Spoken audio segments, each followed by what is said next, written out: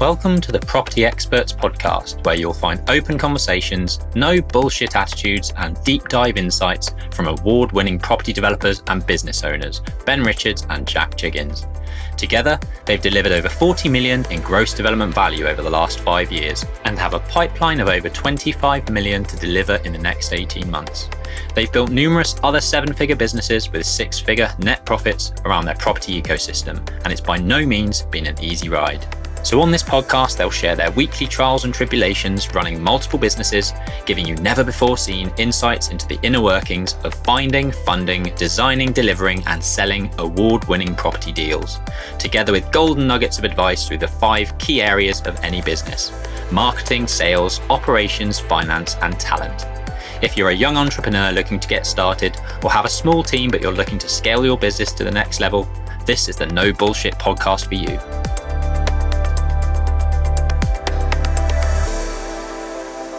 Hello and welcome. If you haven't joined us before, my name is Jack Jiggins and this is Ben Richards. If you're joining us again, thanks very much for following. We are 2 serial entrepreneurs that run a multitude of businesses in property and construction. And in these live episodes, we share the highs and lows of business and hopefully give you some tips so that you can improve your businesses too. It's the 12th of July for the podcast listeners, and we have a very varied and exciting episode ahead. So to start off, we're going to do another interactive sort of quiz, I suppose, and you're going to help us choose some site branding for our site in North London. This was hugely popular for our door colour choice on Marlow and also our branding for Thames. So I'm super excited to see what the popular votes are. What is stretch senior debt? We'll be talking about what stretch senior debt is and how we might be using in our business. And then feeding on from that, mezzanine costs and how to balance out mezzanine costs and when you might be using that in your own business too. We'll be talking about a planning approved and find out how we got that planning approved. And we'll be talking about direct to vendor success. If anyone's been following our property journey, they know that most of the stuff that we do is on market. But we do have a surprise for you today. What we've learned about affordable housing, we have asking the question, what offers do you have currently? So that's all about how to secure your next deal and ensure you're asking the right questions.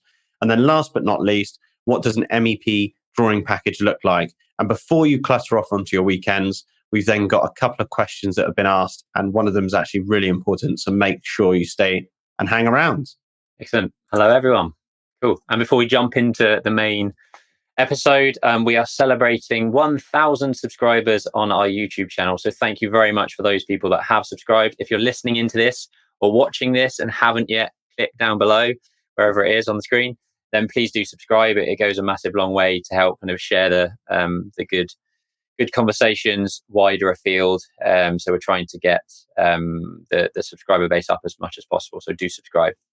On to question number 1 or topic number 1, which is very interactive and hopefully quite engaging for you guys. We want to know in the comments below what option you would prefer. So a little bit of background. This is for our development in Muswell Hill, which is this one. I've not got those photos very well, have I? We've got the front CGI, the rear CGI, and a kitchen CGI, internal CGI, where we're converting a pair of semis into 9 flats. We are going to market very soon, hopefully to get some off-plan sales. And we are now trying to come up with our site branding that then educates our marketing brochures, the micro website that we're creating, the hoarding on the front of the site. And this is really crucial to really get this right and create the correct buzz around what we're doing. So we've got 3 options here. And this has been created by Oliver James at Property Branding. He's going to be working with us to brand this site. And we want your input. So I'll go through these individually. We've got option A. So we have decided that the name of the site will be called Maple Rise. This site is particularly located on the big hill up towards Muswell Hill Village. Directly opposite the property is a large sort of stretch of maple trees on the other side of the road. So it felt right. I went through various names, to be honest, but ended up with Maple Rise. We like the name. We just want to look at the branding and the colours associated with it. So we've got this first option, which is a green colour. And for those that are listening on the podcast, obviously you can't see this. So head over to our Instagram or tune in on YouTube to see what these were and give your opinion down in the comments below. We've got option A, which is the green Maple Rise, we've got the very leafy A on this word maple, all to do with sustainability, green, very kind of natural, which very well suits the interior sort of calming tranquility of the internal interior design. B is a bit more leafy, I guess you could say, or sort of autumnal. The idea with this, you've got the sort of M in the icon. The Maple Rise text is a bit more contemporary. And then you've got the colours, which are a lot more sort of neutral tones and a bit of autumnal kind of browns in there as well. That's option B. And then this is option C, which again follows the sort of autumnal type nature of a brown stroke grey sort of colour branding. And then this falling maple leaf design with the text being a little bit more traditional. And that's it, I guess. That's how I would describe them. Oliver described them a lot more eloquently than I have there. But ultimately, if you can see them on the screen, you're going to be drawn to one of these. Option A, green. Option B, a little bit more neutral tones. And then C, autumnal sort of browns and greys. Jack, what's your initial gut towards... do you want to go back to the 3 on 1 page? I'm a classic annoying person here. So my request, which I said, is I would like to see text B and C with a new logo that looks like the leaf shape, but just the outline of the leaf shape in all 3 colours. So I would like option B and C with the wording, with a new logo on both. I don't like either of the logos as they currently are. Maybe just an outline of the leaf, because I think that sort of conker maple leaf is really cool shape. You can actually kind of see it blurred out on the right with the option C on the right hand side there. Yeah, that part there. Mm-hmm. So I'd like a logo like that, maybe less a leaf falling and more just like an outline of it. And then I'd like all 3 color palettes, and then I'd like to make a decision. But you'd like to see those changes made, and then those changes with the logo and the text in each color to then make a decision. Yeah. But I would go as far as saying text from either C or B, and then a new logo on either of those, and then color. I like all of them, so I will let the masses. I feel like we kind of got to go with B or A, because just like what would you call that? Like a really light grey is getting quite used quite heavily. So I would like an orange hint to that. So maybe option B color wise. Yeah, I think option C was actually the sort of similar color that we had for Sunset Court. I mean, my instinct is, I like all of option B in terms of I really actually like the logo of this and the more contemporary text. But I do like the green. So yeah, it'd be interesting. Let us know down below. Option A, B or C. The choice is in your hands. And then tune in for the next couple of weeks to find out which one we decided to go with. Cool. Point number 2. What is stretch senior debt and when should you use it, Jack? Yeah, cool. So this topic and the next slide topic, which is actually around mezzanine finance, was just really topical in our business this last week or two when we're pulling some finances together for the refinance of Tame. And on the next slide, I'll actually show you the sort of ratio calculations that we're going into work out the cost of capital, because you need to be doing these calculations as a developer and a business owner. You'll see that this capital stack is proud to you, sponsored by Merry Oaks. Shout out to Sam Lowney and his team at Merry Oaks. I actually just Googled it, and it was at top page. I was very impressed, and his SEO is working him favors to get onto this alone, let alone probably other eyes on his capital stack. So stretch senior debt is basically where your senior debt is stretched, funny enough, so that it's more of the capital stack than if it was just a regular senior debt, for the reasons that you might need to compress the amount of equity or mezzanine finance going in. And as a result, your debt piece would cost more money. So there's people that specialize in this. And funny enough, Sam Lowney used to work for one called Hilltop Credit Partners.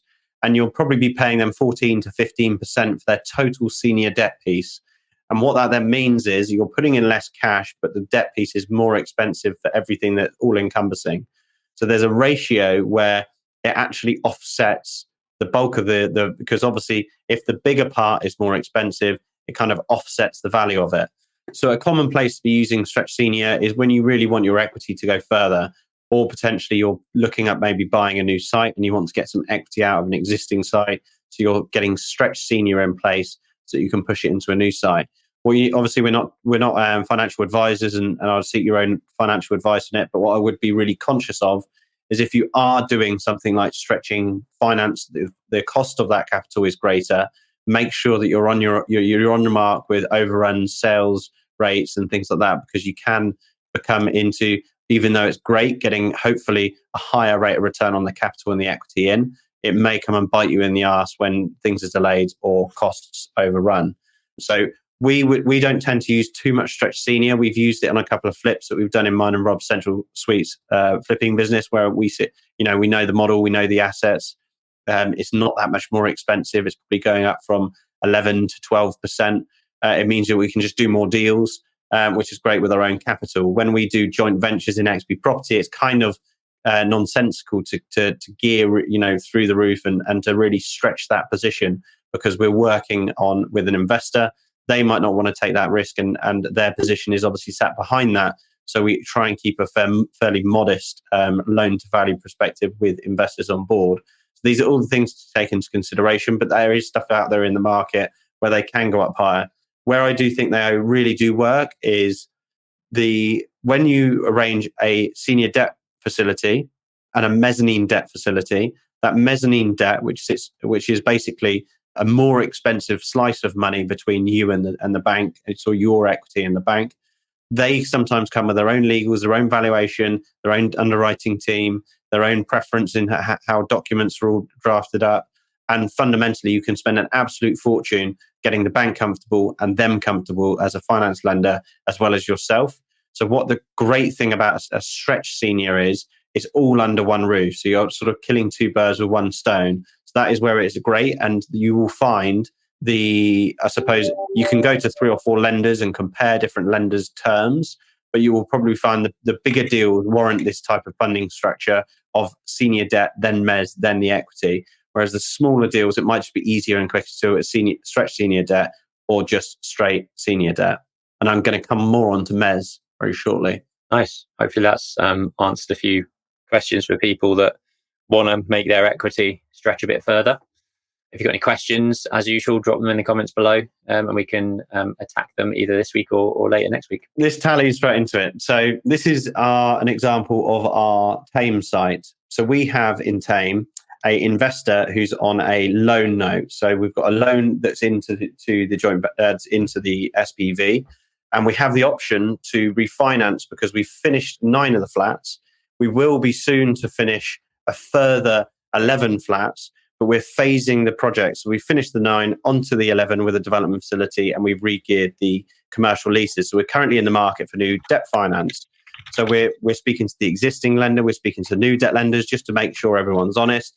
But we have the opportunity, because there's plenty of planning uplift and there's value that's being created, including profits. We can actually gear it higher than we did when we bought the site, because we've added value essentially.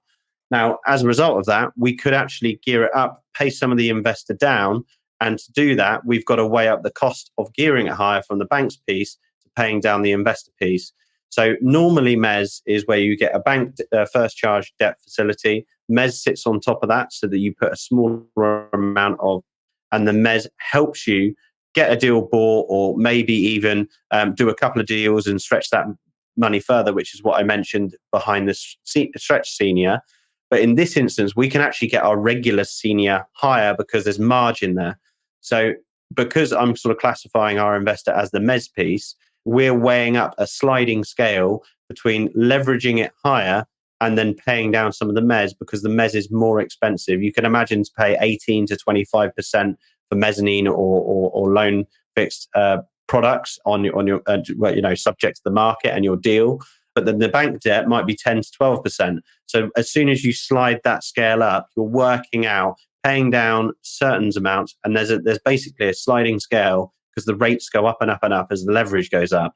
So for an example, if we were to gear this to like 80, 85%, which you can see the red markers on the right there, that is actually a lender that is happy us paying down the majority of that Mezz money, but it pushes the cost of the debt finance to about 14.5 to 15%.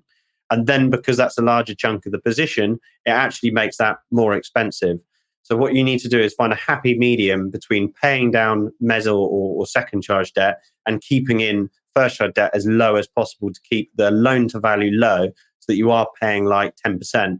So the example on the far left, which is the cheapest, is a balance between really cheap senior debt, which is actually at 10%, paying down a bit of the Mezz, but not so much, and not gearing it so that you get into the really expensive facilities. So this is like a model that we've been running to make sure that we're making the right decision on finance. And to put it in perspective, it is worth spending the time doing this, because you can see there along the bottom that you naturally think the more we get from the bank and the more we pay down the investor on the sort of 20% return, the cheaper the cost of finance is. But if you actually look at it, it's actually £200,000 more expensive, because the debt piece goes so much more expensive for that leverage.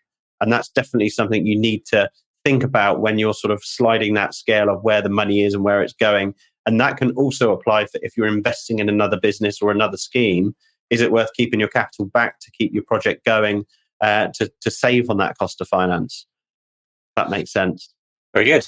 Yeah, no, completely. I mean, effectively, the crux of it is that if you're paying more on a bigger chunk of the pie, it's better than paying but a lower amount. Your brain naturally, well, most property developers' brains will be trying to gear up with the bank as much as possible and pay down the Mezz as much as possible. But in actual fact, sometimes there's a blended average, which works out a lot more. So the result is we actually keep most of the Mezz in, and we just go with a much cheaper lender that's happy with the lower loan to values, because we can attack that market, because their risk for appetite is at 65% loan to value. Good stuff. Cool. If you're enjoying this, please do rate us on Spotify, and we would really love you to rate and review us on Apple, because that does it goes really far to tell the algorithm that people are enjoying this, and spreading it a bit further and allowing us to increase that viewership. So if you are listening, if you are enjoying this, rate us on Spotify, leave a review on Apple Podcasts, and please just share it with one person that you think might get some value from it. That's all we ask. Cool. And another great success this week. So we actually had the planning approval through for the second phase of our project in Tame. So you can see it on the screen. We took a few people around on our site tour to this site. We've got 9 units in the center of this development, which are being concluded as we speak. We're about a month to 6 weeks away from being finished on those 9 units.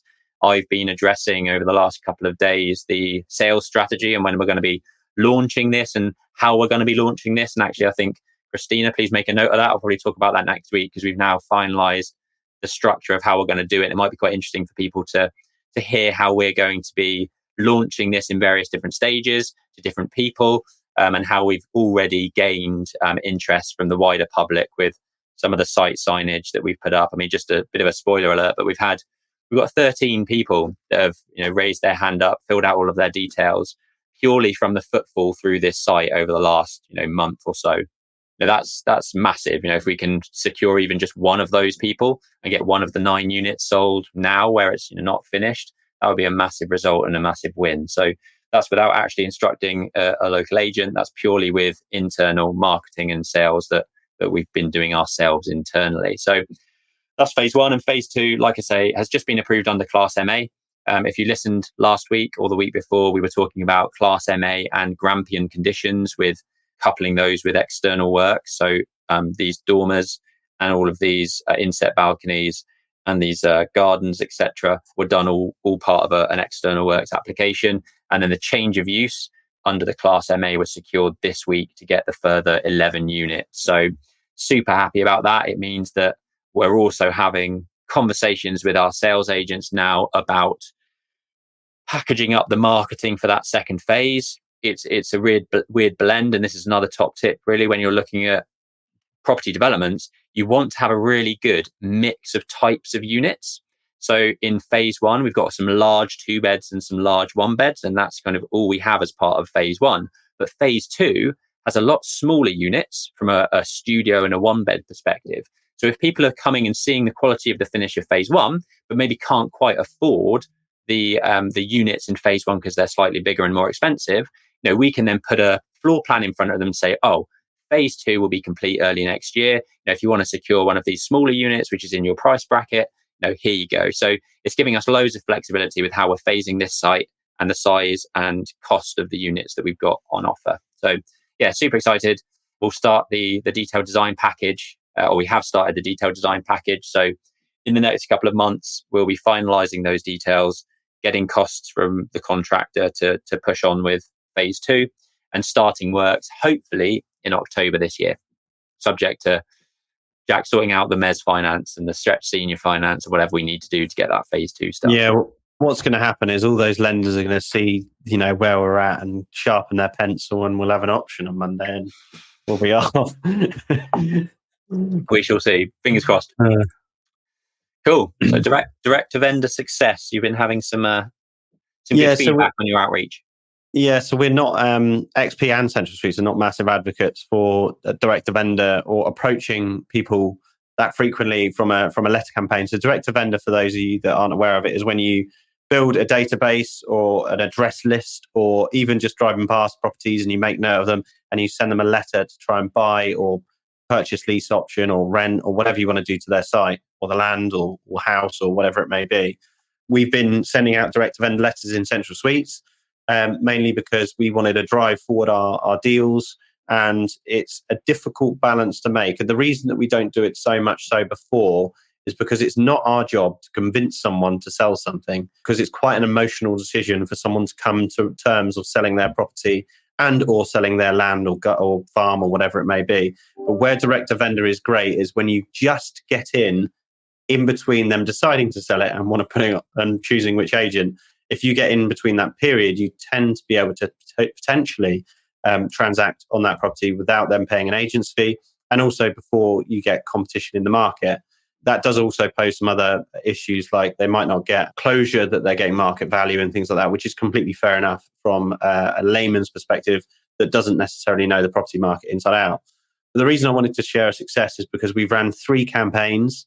We spent £2,500 on postage and hundreds of calls, and we finally got the first deal from that batch of letters. Now, £2,500 sounds like a ridiculous amount of money for a bunch of letters, but we believe that we have got in there before they've listed with an agent. We think we're paying fair value for the property, but there's a lot of scope with the property, and it's within our core area. It's exactly where we're focusing to hit. So this is in a town that we've invested a lot in, and this property will actually be a flip. So we'll buy, renovate, and sell. And it's just a bit of a sort of, sometimes you've got to build a process and stick to it, because on the 3rd campaign, I was like, I wish, we would have had more results to this. So to give you a bit of a ratio, I think we've got about 850 addresses on each campaign. So that, I mean, I wouldn't even want to work out a ratio on that. What's that? I mean, it's close to 2,600 letters, 700 letters to get that one result. But we've got the one result. We're in legals. And it's just interesting to see how maybe other people might do direct to vendor marketing. So we have one very bespoke individual letter, and actually the best. So whenever I speak to anyone, and we've had over 100 calls, we always ask the question, what was it that drew you to our letter and to pick up the phone and call us? And pretty much every person that we've spoken to, the first bit of feedback that they say is that we've noted a local asset or building or development that we've delivered. So for an example, in an area where you've already delivered something, or you bought a house on this street, we've noted that in the letter, and it's come across really positive because it makes it look like we're active, makes it look like we're local, which we are. And they might even remember that house or that building and seeing the scaffolding up, and then remember, oh yeah, I did see that go up last year or whatever. And that's been the priority initial feedback that we get. Obviously, there's stuff like be to the point. Don't apologize for sending them a letter, because it may be to their benefit. A lot of people open with, I'm sorry for the unsolicited approach. You're not sorry. You're buying it. It could be a win-win situation, so don't apologize. Getting to the point, you've got to be, you can lose people within the first sentence. That's why I don't apologize, because if you haven't got them within the first sentence, which I'm sorry for the unsolicited approach, I would stop reading from a interest perspective. But if I got a direct to vendor letter, I'd read it anyway, because I want to know how it compares to my one. But if I was a member of public or a homeowner, I would probably throw that straight in the bin. And then you've got things like the envelope structure, the efficiency structure. So we actually used windowed grey envelopes that have the full address and a full stamp, so not a frank. There's loads of little tips and techniques, but definitely split test them. Definitely ask people that call in why they called you from your letter, what they liked about it, blah, blah, blah.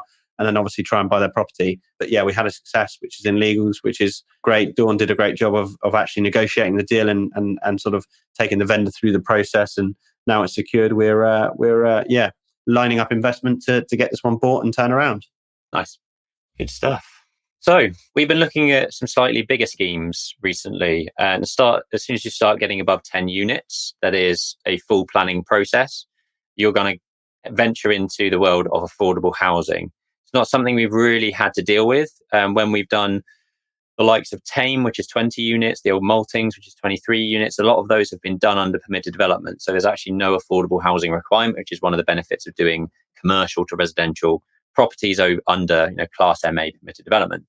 But we're now looking at some slightly bigger schemes. We've got a MOT garage in South London that we're looking at. And it's a different way of approaching things, because as soon as you get over those 10 units, which is where the affordable housing criteria kicks in, it really is a different kettle of fish. And we weren't necessarily completely sure how to be analysing these types of deals.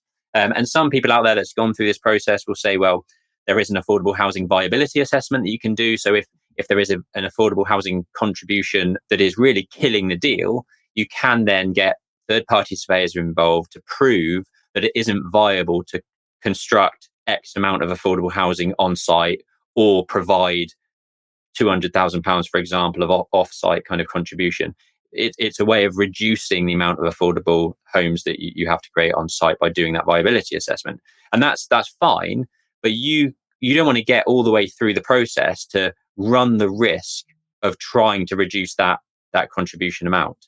Because by that point, you've already probably bought the site, you've spent hundreds of thousands of pounds getting to that stage, and it's just too risky to get that far down the line without actually having a concrete understanding of what your affordable housing contribution will be. So I'm going to run through some of the top things that I've learned, having spoken to a couple of affordable housing specialists. And these people are out there to help guide you through the process. They have really good connections with registered social landlords and HAs, housing associations. And the idea is that you package up your development and say, I have got 30 units in this location. Here are some active housing associations in this area. You present the case to them. You tell them what effectively your package price needs to be. And they say yay or nay effectively. But if your package price is basically, they generally split things down in two. So you've got the land price, and that's the price that they're effectively buying the land for. And then you've got the build stroke development price. And what that normally means is they'll pay you for the land, X amount.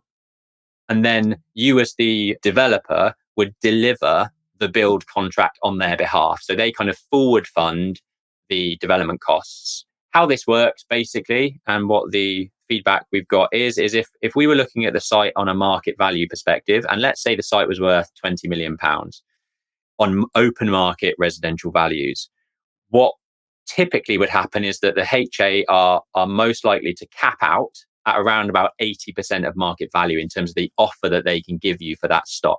Now, a lot of the time it'll be more like 75%, sometimes even less, depending on the actual asset that you're providing, the location, their needs in that area. But let's take 80% as an open market value. So if you look at that, £20 million on an open resi market, if you're factoring that into your costs, and then you're told that actually the HA will only offer you 80% of that for a 100% affordable site, then that's £16 million. So you've lost £4 million in GDV effectively. So this is why as soon as you go over that 10 unit threshold, a lot of the deals that we look at just don't stack because you're taking such a haircut on the affordable stock.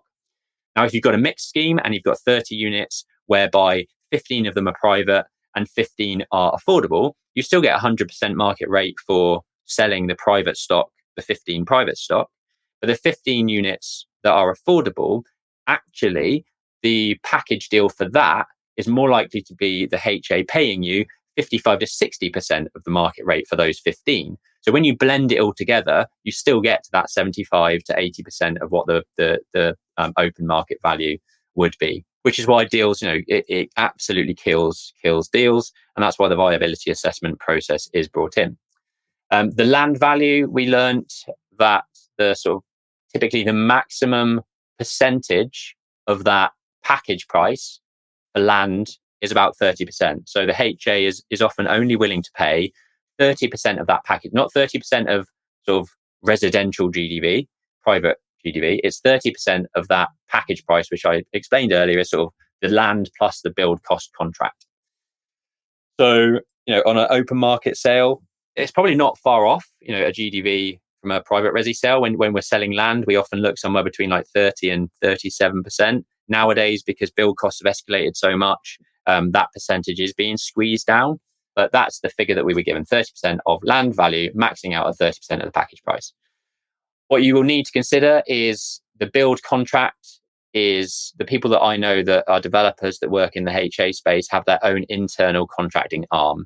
So they're making a developer, a contractor margin more so. But the difference is that it's forward funded by the HA via various grants from Homes England and various other places and the HA. So your risk is far less. The issue that we've seen from the likes of, I know Dorian's talked about this in the past during COVID, for example, where you're locking in that package price at X value and build costs ramp up significantly as soon, straight after you signing up for that package price, you are locked into the build contract at the lower value. So if your costs escalate significantly, your margin is getting smaller and smaller and smaller to the point where, it could be, you could end up paying for the build yourself because the build costs have escalated so much. And that's the potential risk. But most people see it as a de-risked way of doing things because it's forward funded. You've got a guaranteed exit. As soon as the units are finished, it hands straight over to the HA. And that's why it's, from a risk perspective, far less than private resi sales. One thing that was really interesting to note is that the contractor requirements for a lot of these HAs, if you're signing up to a £12 million build contract, then they will expect the contractor delivering that scheme to be about 4 times the build contract amount. So if you're building a contract of £12 million, they would expect just under a £50 million revenue type business to be delivering that. So you can't really get your mate and his below, five gang of builders down the road to sort of start delivering those schemes. It has to be a good tier contractor that's going to be delivering those bigger schemes. And then one of the other big important sort of implications are to do with VAT. I hate VAT. It's the bane of my existence. I still don't really understand how it works. But fundamentally, if the site that the HA is effectively buying and forward funding is elected for VAT, they will expect you to build on what's called a golden brick process. So normally what happens is the HA, you agree the package price, you agree the land price, you agree the build price. If there is no VAT included, they can release that land price and pay you that land price from day one. If there is VAT on the land purchase, they can't give you the land value until you have demolished the site, built the foundations, and laid that first brick, which is that golden brick. And that's when the VAT implications change. So that's something really important, because the VAT could be massive on these types of schemes, and the HA aren't going to pay you if there is VAT elected on the asset.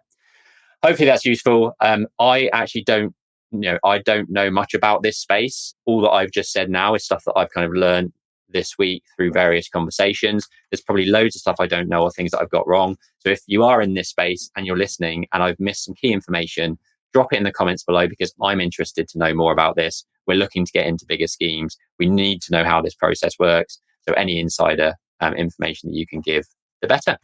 I would also just add to that, I've from my experience just speaking to some other developers, when you are packaging it up to a housing association or to an affordable housing, make sure you really seek their commitment. I've had a lot of developers that have packaged something up, agreed a sale, and then they've sort of Michael Jackson moonwalked out of the transaction, and it's a huge pain in the ass because you might have spec'd it for that particular affordable housing provider, and they don't exchange, they don't do commitment fees, so you've got to rely on a lot of actually them performing. So make sure that because you just don't want to waste time, and that fundamentally they're not the most enterprising of outfits, so they're not get it done, make a decision. Only 3 people need to speak. It's a big consortium. They need to make a mutual decision between the trustees or whoever it may be, or the charity leaders, or even if it is more of a commercial outfit, the board. But I've heard pains before where people get to the last knockings and pull. Nice. Cool. If you want to join us, Jack and I, and various other property developers in our boardroom sessions, do comment boardroom below or email us and get in touch. The idea of this is that we help you scale your businesses. We've been in it for 7-8 years now, and been landlords for longer than that. So we've got lots of different property strategies under our belt or in our property arsenal. And the idea is that we host a half a day session every month to keep you accountable, to keep you on track and guide you through the process of becoming better in property development and business. So if you're interested, drop a comment below or reach out to us. If you're excited by some of the property developments or investments that we talk about on this show and want to know more about investing £100,000 or more with XP, email info@xpproperty.co.uk to set up a call with one of our team. We can discuss our open investment opportunities and provide you with our track record details showing with complete transparency our historic performance project by project and how you could be part of our growing pipeline of developments. On to point number 7, asking the question, what offers do you have currently? You've been cheeky here. Yeah, I mean, to some degree. Yeah, so I mean, a site this week, which I briefly mentioned to Ben, we've been working on, well, not working on, but we've been aware of it for years, literally like a few years. And we know it's been through the ringer a bit of going to market, agreeing a sale, maybe planning wasn't as successful as they hoped. Then it went back in for a new planning application and so on and so forth. And anyway, I was on the phone to the vendor the other day and I just asked the question, so what offers have you received today? And he literally just walked me through over the years, the offers, the details, the creativity, his feedback on them, what he was willing to do and what he wasn't willing to do. And I think if you aren't asking that question, you're leaving something on the table there. It's one of those questions that some people might find really offensive and keep their cards close to their chest. But if you ask it in the right way, you can actually save a huge amount of time than just fumbling around and trying to figure out what sort of price works for them. So as a result, this vendor basically told me what he needs today, what he needs to fit. He basically said, you can structure this creatively. You can give me a certain amount of today, and told me the amount. It was like, then you can defer another amount, which he told me the amount. And then he said, we're happy to do a deal at that level. I don't know if anyone else in the market has asked that question. So we've almost got a slight advantage to probably bid a little bit more in actual value. But when you factor in the sort of deferred payment, there's huge sort of credit in that. So I always say, in any sales, which acquiring sites is sales, the more information you have, the easier it becomes. So you need to be asking open, then closed, and sort of opening questions as to find out as much as you can from the seller. You then need to understand their motivations, and what that is basically, what are they looking for? What do they need? For an example, this particular seller has got a mortgage that expires in October. So there's an amount that is required to pay that down. And then once that's taken care of, the weight is off and the time frames are off, and we can be a little bit more flexible. That might be what's needed to get the deal over the line. So the fundamentals are really understanding the vendor, their situation, what their concerns are and what their motives are. That might be money. They might want a higher price and they'd be patient for that, or they might want the speed and that therefore they're happy to look at a lower price. So understanding their motives, adapting the deal around it, and sort of creating that mold. And you've kind of got to understand and see the position from their side before you can propose something that might actually be beneficial for both parties. It's not all about guide prices there, see how close we can get to it and see how we get on. There's much more that needs to be understood from all parameters around that situation. Cool. This is a bit more technical, I guess, session at the end of this, but I think people will find it interesting. If you are going into development, at some point you're going to be hit with a barrage of mechanical and electrical details that you're going to want to understand. And what often happens is that those people that aren't educated in the process or understand it, or you've not got a good architect in your process, or you don't understand it from a technical perspective, what happens is you get so far through the project, and only when you turn up on site and start seeing them start to install where sockets are going and lighting is going and how they're running the gas meters and all this sort of stuff, that you start questioning, I didn't want that there, we have to move that, and why is that over there? And I've seen this too many times, and it costs almost 4 times the amount of cost to change something on site than it does to change things on paper.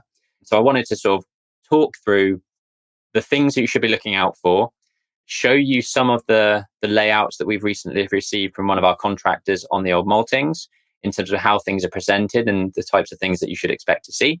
And yeah, any questions that you've got off the back of this, let me know in the comments below. We try to keep things relatively high level in these things, but every now and again, it's nice to go into a bit of detail and show what I'm looking at and what we're looking at from our side, and feeding back to contractors, feeding back to our teams. And hopefully this section will be enlightening for a few people. So as part of the MEP drawing package, I've listed the things that you would expect to see. And these are the sort of, technical sort of notations of how you would call these. So small power and data. So we're talking about power sockets there, really, data outlets. We've got lighting, heating, plumbing, ventilation, drainage, and then you've got your utilities and your, whether that be gas, electric, water, and broadband. Those are the four main ones. But I'm going to stop sharing screen there and open Bluebeam, which again, if I haven't mentioned Bluebeam for a couple of weeks, it is my life. It's a PDF editing software, amazing for updating and marking up on drawings and feeding back and being collaborative with PDFs, with drawings, with CGIs, with anything that is in PDF format and allows you to get information across really quickly. So you'll see on the left hand side, I've got all of my drawings open. So this for every floor goes through, and I'll click through very quickly. So we've got the ones that I mentioned earlier. So this is a small power layout. This is the lighting layout. This is what a radiator and heating layout looks like. We've got the plumbing layout, which shows you all your hot and cold pipe work. You have got your ventilation and which routes your bathrooms are being ventilated to, where your boiler flue goes. And this is the drainage layout. So I've just gone through six drawings there of all the various different types of, and then you've got the utilities, so seven. So 7 layouts per floor plan, 1 layout per different service. And some people like to combine these. I actually, when I'm doing sort of architectural plans, I don't like splitting it out completely like this, because what can often happen is that if you're just working on this layout and you put a socket here, but don't realize that on the other layout, there's a radiator in this location, obviously that's not going to work. So sometimes I like to see a little bit more information so we can see more of a holistic approach to what the flat is going to look like with all of these things in one drawing, as opposed to split out like this. But just zooming into some of these, you can sort of see where the double sockets are going to be located either side of the bed head. The boiler will need a fused spur. The dishwasher, the hob, the extra, all of these things need fused spurs. And this is the sort of thing where it's often, if you leave it too late or you don't really understand it or know that they're going to be there, you get to site and your contractors, they put 3 spurs over here, another spur over here. You can't get to this one because they've put it behind the fridge freezer, which you have to lift out, which just isn't right. So we would always like to see, a different, all of these few spurs in one cabinet, whether it's at high level or low level, just so they're all in one place. And if you need to access or pull out your fridge freezer or defrost your fridge freezer, you can go in there and you can switch it off and defrost it from that location. But this is what a small power looks like. You've got a TV location here. We've got 2 sets of double sockets, 2 data points, and a TV aerial. And this will look different depending on which M&E engineer is doing it. But this particular MEP consultant, this is how they show their sort of TV plate effectively. And then you've got your shaver socket in your bathroom. So that's a bit of small power.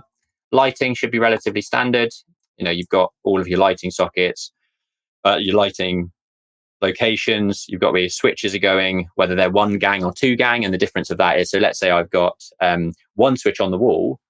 1 switch on the wall, but it's connecting me to a set of lights above the staircase, whereby I need another light at the top of the stair so that they both work together. So there's a light fitting for these lights at the bottom of the stair and the top of the stair, and they'll be connected. So you can have 1 gang, 2 gang, 3 gang light switches, and it should note on these drawings which light switches switch which lights themselves. Just a little bit on lighting, and then onto the central heating layout. So basically this is, where's my boiler situated? How are we running all of the pipe work? And this sort of thing is really important, because it really shows very quickly stuff that may or may not work for you. If you're having to take pipe work through another flat or run it under floor joists that you might create a fire break that shouldn't be, this is where you'll sort of spot those types of potential issues before it gets to site, before they call you to site and say, look, this isn't working. Then you have to spend loads of money rectifying something that they've put in incorrectly. And that's where most cost overruns happen. It's where contractors have installed things and they have to change it because there's been a mistake made. So getting this right on paper is just so important. Jack, if you got any questions as I go through this, then let me know. But yeah, I mean, I do have one. So let's say I'm going to do a development, and this is like super detailed. This is way more detail than we go into central suites, but it's sometimes quite useful to do sort of like the details around which light switch. That's like a classic one, like the bed light switch switches it off, but then they don't communicate. So who would you push on to get this in place from a consultant's perspective? And at what point in the development would you be spending money on this to make sure it is going to depend on the size of your project. Obviously, this is a 20 unit office conversion. The contractor that we've got working on this is very good. They're very on it. They're hot, and the information they've provided is great. It's probably worth rolling things back actually to this particular project and the route that we went down. We decided very early on that we would get an MEP consultant to work with us at the detailed design stage. So working with us as the architect and the other consultants that, structural engineer and the other consultants that we had to work with.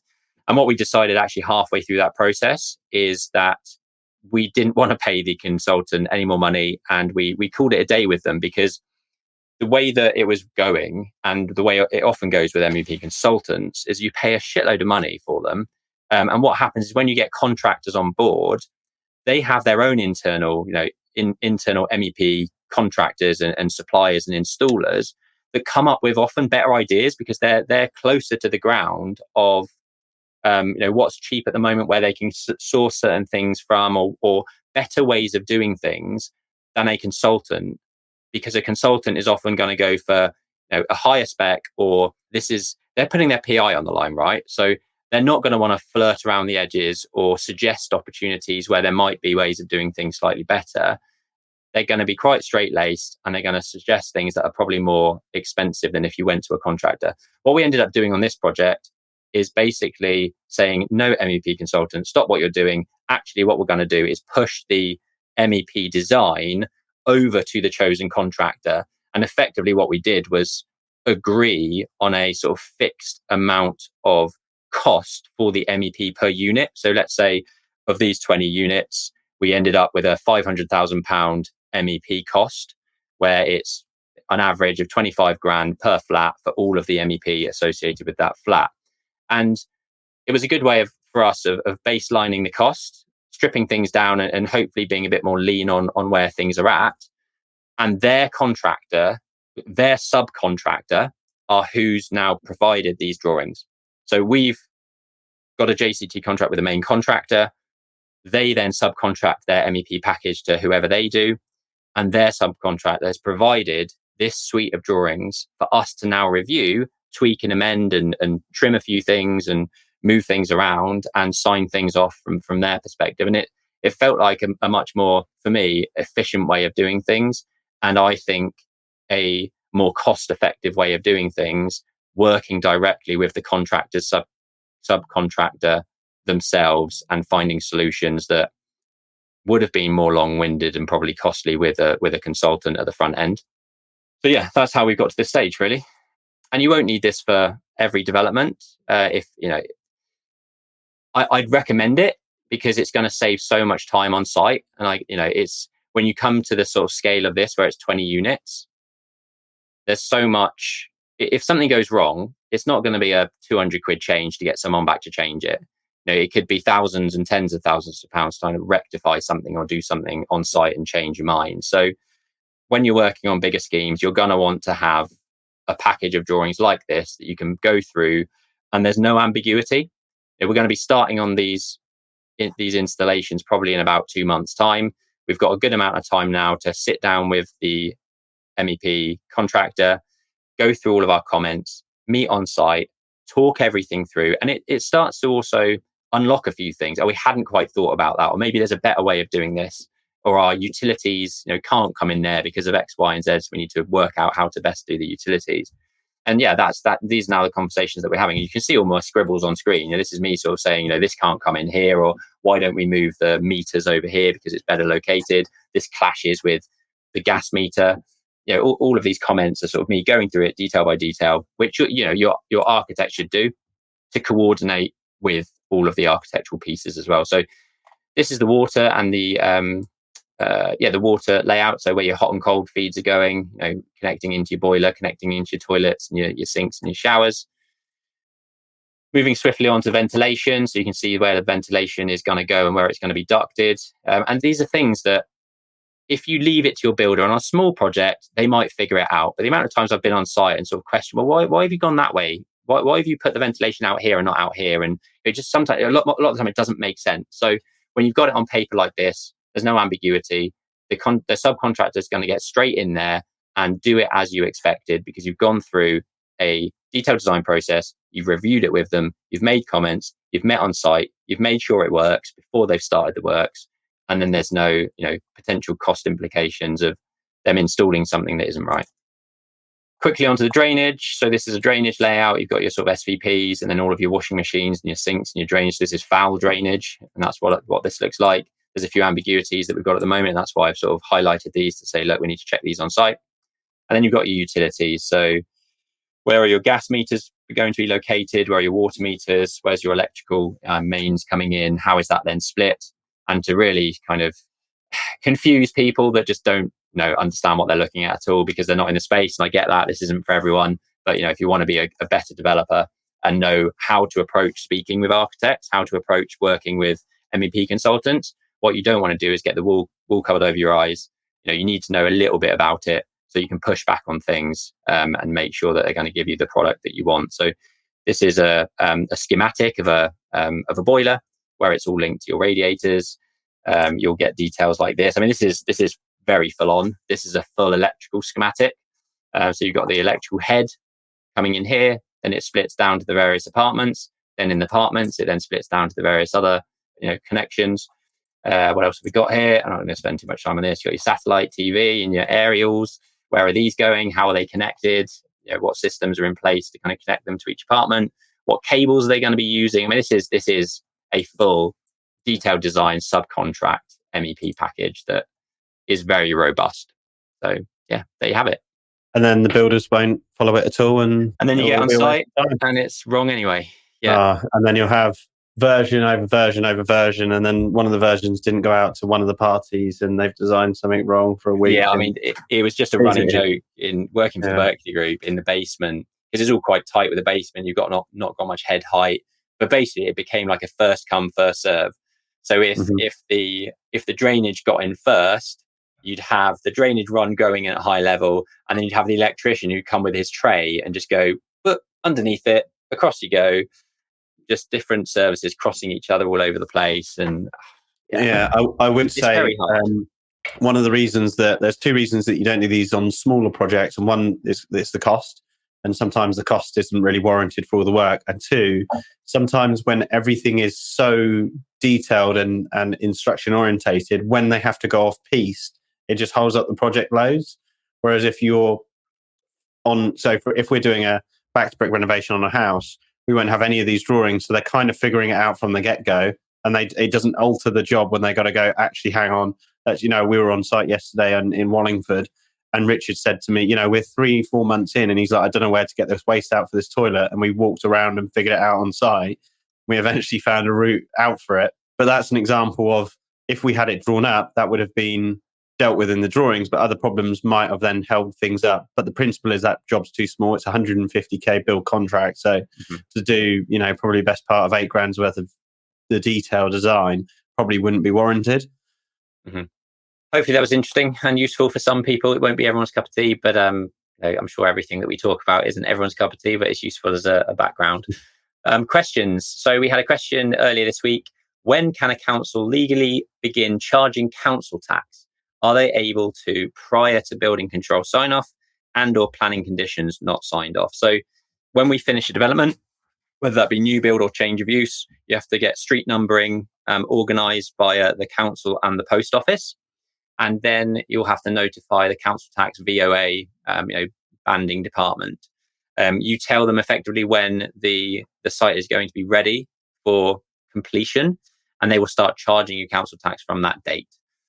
So it's often a difficult one. You obviously don't want to start spending money on council tax too soon, but fundamentally, once it's habitable and signed off by building control, they should be notified that the project has completed and is habitable, and therefore council tax banding starts or costs. That answer it? Yeah. Good. Bingo. All right. Well, yeah, lots to take in that one. Some technical stuff, from interesting numbers. But if you enjoyed it, let us know. Please do review and comment, and hopefully see you again next week. These live Q&A episodes are all about helping you grow your business and build a property portfolio that provides financial wealth. If you have specific topics that you'd like us to discuss, make sure to comment on the platform you're listening on, or email info@xpproperty.co.uk so that we can discuss your topic in future episodes. And if you found these conversations valuable for growing your business, make sure to click that follow button, and we'd really love for you to tell just one person about us. Thank you.